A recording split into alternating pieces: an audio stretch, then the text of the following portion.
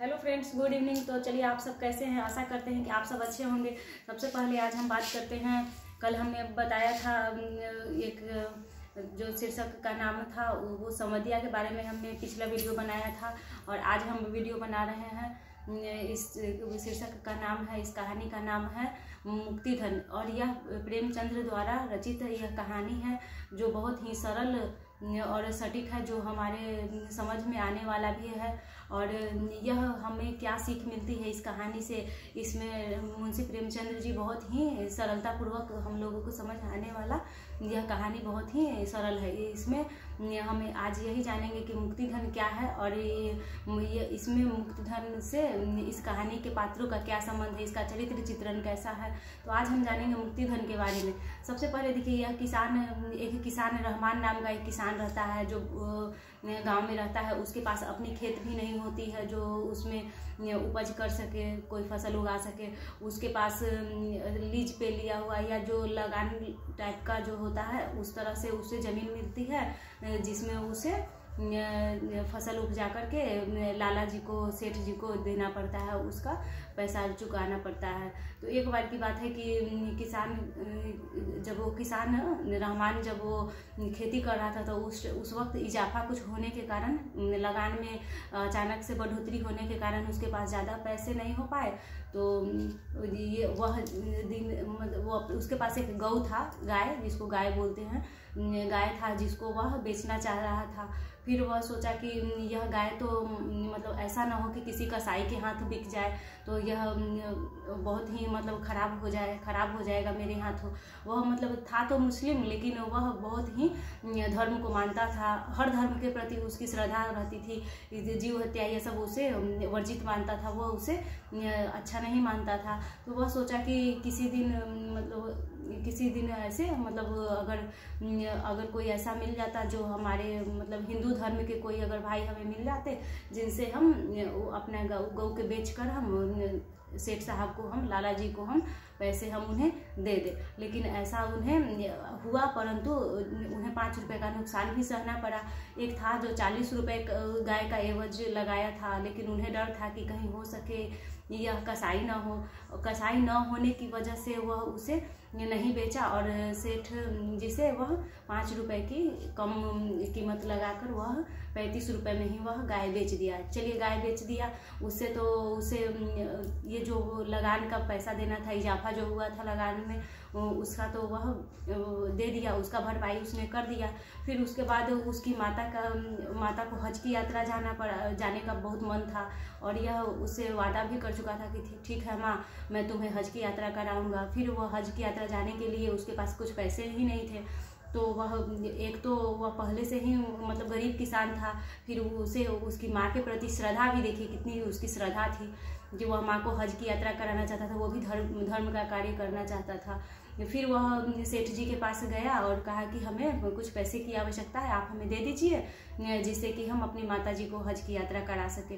फिर सेठ जी ने उसे वो क्या लिखाई उखाई ये सब करके, उसमें दलाल उलाल ये सब काट करके उसे 180 रुपये देते हैं। 180 रुपये में वह माता को तो अपनी हज की यात्रा से करा कर लाता है, परंतु वैसे ही जैसे ही उसकी माता आती है हज की यात्रा करके, वैसे ही उनका मतलब गंभीर रूप से बीमार पड़ जाती हैं। बूढ़ी भी थी, बीमार पड़ जाती हैं, और हर तरह से रहमान के साथ परीक्षा का ही समय चल रहा था, तो वह बीमार पड़ गई है। और बीमार पड़ने के बाद वो सोचा कि अब माता जी के अब जो भी पैसे उसके पास थे, जो भी कमा कर लाता था, वह उसकी दवा में ही ख़त्म हो जाता था। फिर वह 180 रुपये जो हज के लिए ले गया था सेठ जी से लेकर, वह भी वो नहीं चुकता किया। फिर सोचा, सेठ जी दिन रात उसके पास आते थे, वो अपने नौकरों को भेजते थे कि उनसे जाओ, तगादा किया करते थे पैसे मांग कर लाने के लिए, परंतु रहमान के पास तो पैसे ही नहीं हुआ करते थे जो उसे पैसे दे। फिर एक दिन रहमान की माता का अचानक से देहांत हो गया। फिर देहांत होने के बाद उन्हें तो अब उनका कार्यक्रम करने के लिए, अंतिम संस्कार करने के लिए भी पैसों की आवश्यकता पड़ती, परंतु उनके पास तो कुछ भी नहीं था। फिर बहुत सोच समझ कर जब वो सोचे कि अब तो कोई चारा ही नहीं है मेरे पास, अब तो हमें किसी भी तरह यह तो प्रबंध करना ही पड़ेगा, क्योंकि यह माता का अंतिम संस्कार का समय है, इसे तो हमें किसी भी हाल में ही पूरा करना होगा।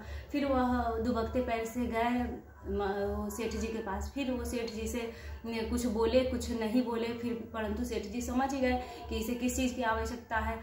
अब आवश्यकता होने के बाद वह उसे 200 रुपये देते हैं सेठ जी। फिर दोबारा से उसे 200 रुपये देते हैं। 200 रुपये में बेचारे अपने माँ का क्रियाक्रम किया है, अंतिम संस्कार किया है, सब कुछ हो गया है। अब वह सोचा कि चलो ईख की खेती होगी, ईख की खेती में हमें अच्छा इजाफा होगा, जिससे हमारी आर्थिक स्थिति थोड़ी सुधर जाएगी। परंतु उसके मनोबल के जैसा, वह जैसा सोचता था उसके जैसा तो उसके साथ कुछ हुआ ही नहीं। सब कुछ उसके विपरीत ही होता चला जा रहा था। उस समय भी उसके साथ उल्टा ही चल रहा था। तो ऐसा होता है ऐसा। और वो तो बहुत ही गरीब किसान था, उसके साथ तो होना यह स्वाभाविक ही था। तो एक दिन वह अगहन के महीने में वह इससे मतलब ठंड से बचने के लिए वो ईख का पुआल जलाकर ताप रहा था।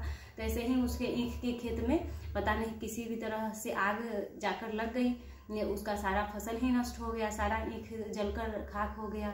सुबह तक वो देखता ही रह गया। बहुत लोगों ने उसे बुझाने की भी कोशिश की, परंतु वह बुझ नहीं पाया, क्योंकि वह आग इतनी भयंकर थी कि वह बुझने में ही नहीं। और उसके साथ इसका समय भी विपरीत चल रहा था।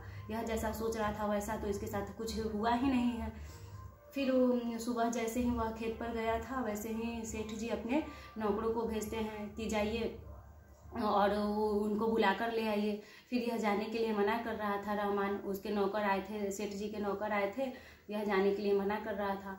फिर उसके बाल घसीटते हुए, मतलब बाल पकड़ के, कॉलर पकड़िए, बाल पकड़िए, हाथ पकड़ के जैसे भी हो वैसे जोर ज़बरदस्ती ले गए। फिर वहाँ जब गया, यह सेठ जी के दरवाजे पर गया। दाऊ दयाल नाम था सेठ जी का। दाऊ दयाल जी के जैसे ही दरवाजे पर गया, यह तो कुछ बोल ही नहीं पा रहा था, एकदम अस्पष्ट सा खड़ा था, शून्य जैसा हो गया था। ये अब मैं क्या करूं, एक तो पहले से ही इनका 2 बार मैं चुकता ले चुका हूं, और यह जब ईख की फसल में सारा कुछ बर्बाद हो गया, अब तो हमें कोई चारा भी नहीं है।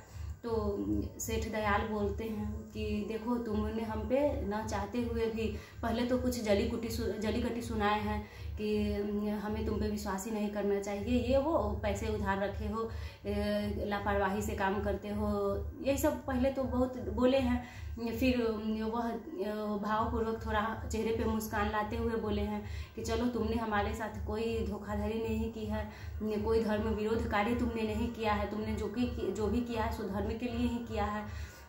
तो यह मंद ही मंद मुस्कुरा रहा था बेचारा रहमान कि ऐसा क्या बात हो गया जो सेठ जी रातों रात इतने बदल गए। फिर वह सेठ जी सब बात बताए हैं कि तुमने मेरे साथ धर्म ही किया है। अगर तुमने गरीब किसान होकर 5 रुपए तुम नुकसान सह सकते हो एक गाय को कसाई से बेचने के लिए, तो हम तो सेठ ही हैं, तुमसे 10 गुना 100 गुना हम तुमसे ज़्यादा पैसे रखते हैं, दूसरे को पैसे सूद पे देते हैं।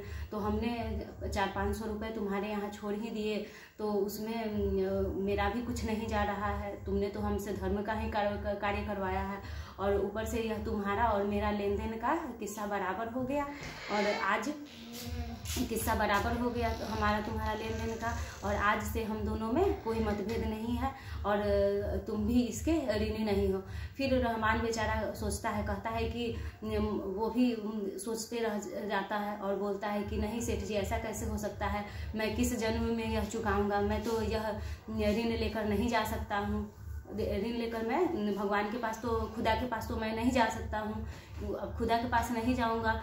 तो यह बोला कि नहीं, इसमें कोई सोचने वाली बात नहीं है, क्योंकि जैसे तुम हो वैसे हम हैं, और तुमने हमसे न जानते हुए भी हमसे भला ही काम करवाया है, धर्म रक्षा के लिए ही कार्य करवाया है। तो बात तो सही, आज से तुम कर मुक्त हो गए हो, और इसीलिए इस कहानी का नाम मुक्ति धन पड़ा है। सही बात है, जब हमारे भारत देश में तो बहुत सारे ऐसे किसान हैं जो एक एक वक्त की अन्न के लिए तरसते हैं, उन्हें भूखमरी तक का भी सामना करना पड़ता है, और यह हर समाज के, हर गांव, हर देश के छोटे छोटे किसानों के लिए ऐसा होता है।